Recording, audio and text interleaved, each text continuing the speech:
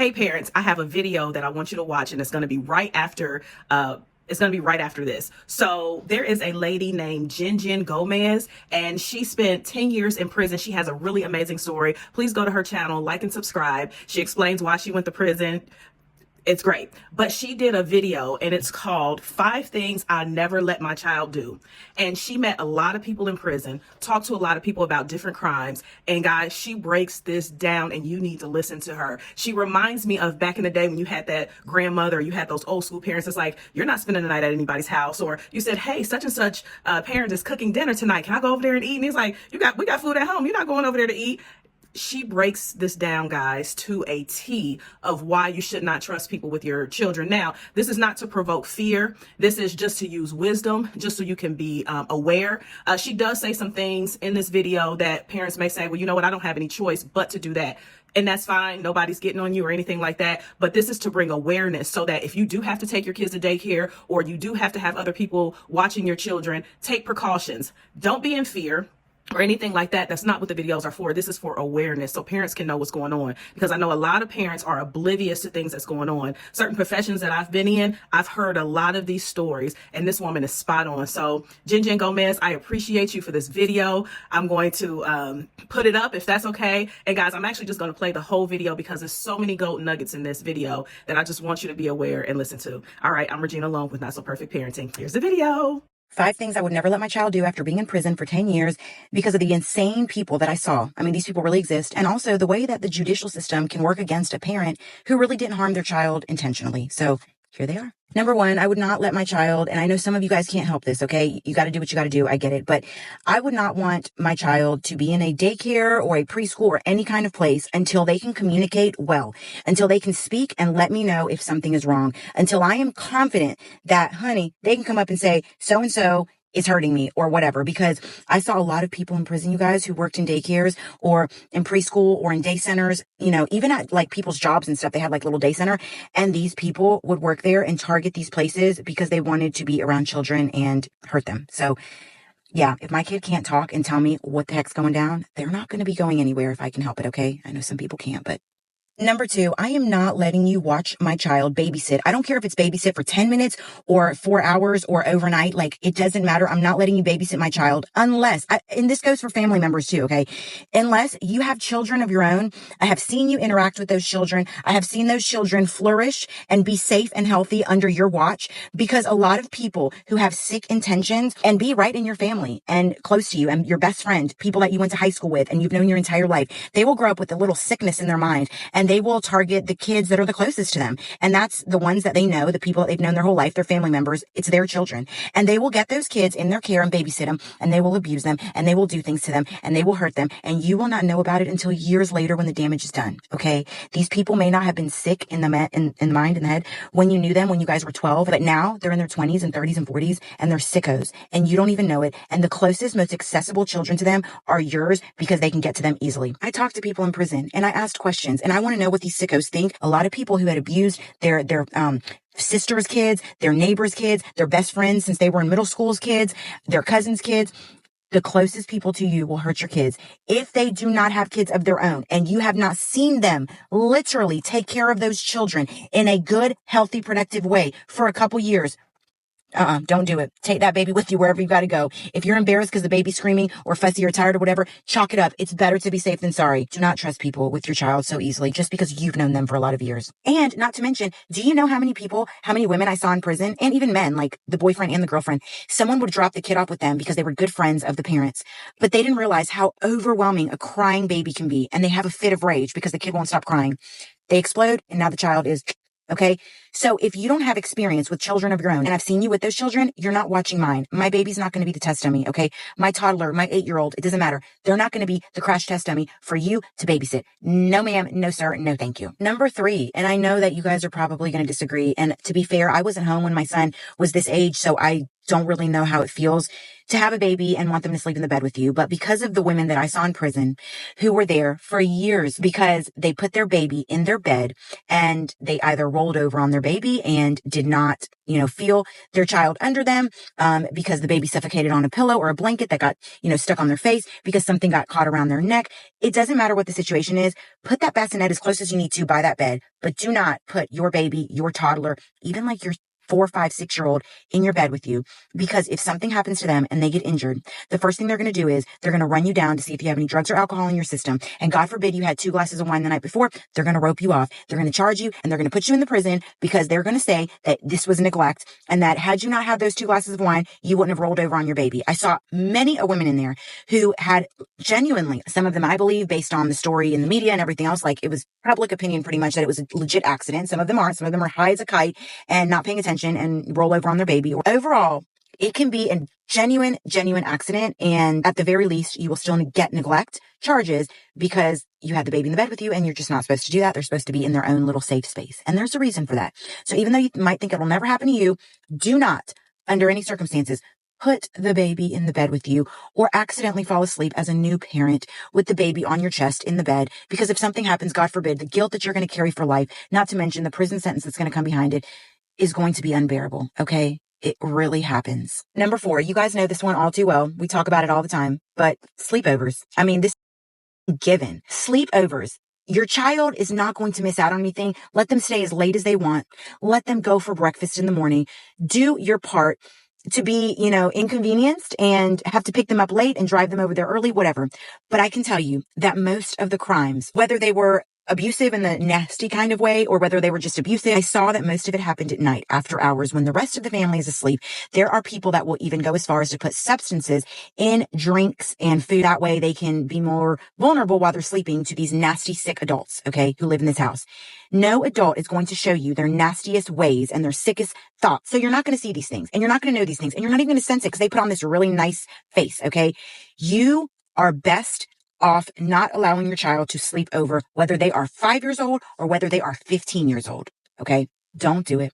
Do not do it. When your child is old enough to drive and that's at your discretion and they can leave somewhere that they're at, get in their car and go to safety and get away from there. That's when you can start figuring out if you want to let them sleep over or not. But when they're a teenager in particular, in between the ages of like 8 and 15, don't do it, y'all. Don't do it. I saw a lot of sickos in there. I saw a lot of moms in there. Okay. Moms who have sicko boyfriends that did things to these kiddos in their home. And they both ended up in there because the mom either didn't know, didn't do anything, like whatever the case may be. Some of the moms deserved it. Some of them didn't. But back to the point, do not let your kids sleep over. There is a reason why people that have been in prison, like myself, there is a reason why doctors, there is a reason why psychiatrists and psychologists and counselors and all these peoples in these professions are telling you guys the same thing on these apps. Don't let your kids sleep over. You're not ruining their life. They'll understand when they're a parent.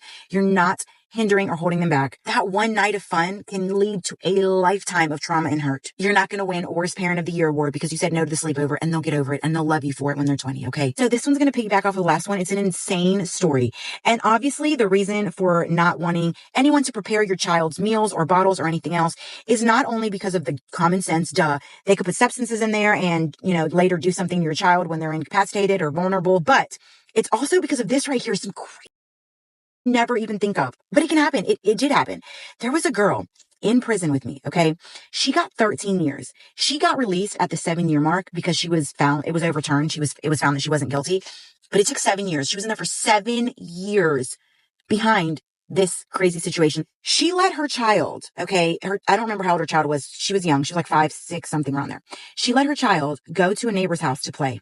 The neighbor fed her child. She ate a meal over there. I don't know what the meal was, but it was, actually I do. I think it was grilled cheese because it was like melted. Yes, it was grilled cheese. Okay. I think it was grilled cheese. Anyways, she ate a meal that I believe may have been grilled cheese over at the neighbor's house. They had been neighbors for quite a few years. They were friends. When this little girl came home, she started showing some symptoms of lethargy. She was starting to look really sleepy and really lethargic. And they didn't know what the hell was going on, the parents. So they were like, what is wrong with her? Like, is she sick or something? So they let it go for a couple hours because they thought, oh, maybe she's got like a stomach bug or maybe she caught something from the neighbor's house. She caught something, that's for sure. But anyways, they just let it go. They let it go. And so they let it go like throughout the night. But then early in the morning, like 5, 6 in the morning, the mom went to check on the little girl. And when she went to check on her, she was not out. She wasn't like unalived, but she was not conscious. So the mom thought like she wasn't conscious. She just looked like she was not responsive. That's what I'm trying. She wasn't responsive. But at this point, the mom, who is a good mom and loves her daughter, is like, okay, hell no, something's really wrong. Call 911, get an ambulance here, put her in an ambulance, rush her to the ER. Come to find out, the little girl goes into a coma, passes away. Upon completing the autopsy, they find that there was ketamine in this little girl's system that was like a lethal dose because it slowed her heart down so much. Her respiratory and her heart and all her functions were not functioning. Then she passed. They couldn't figure anything out except for the mom. So they arrested the mother. When they arrested the mother, she was adamant. She was like, no, I love my daughter. Like, this woman has no history of crime, no history of abuse, no history of anything bad with the world, society, or her children. She had two. She was just like a regular working mom. And so they were like, well, it has to be you because she didn't have a significant other, a husband, baby daddy, nothing in the house at the time. So they were like, well, it has to be you because there's nobody else in the home.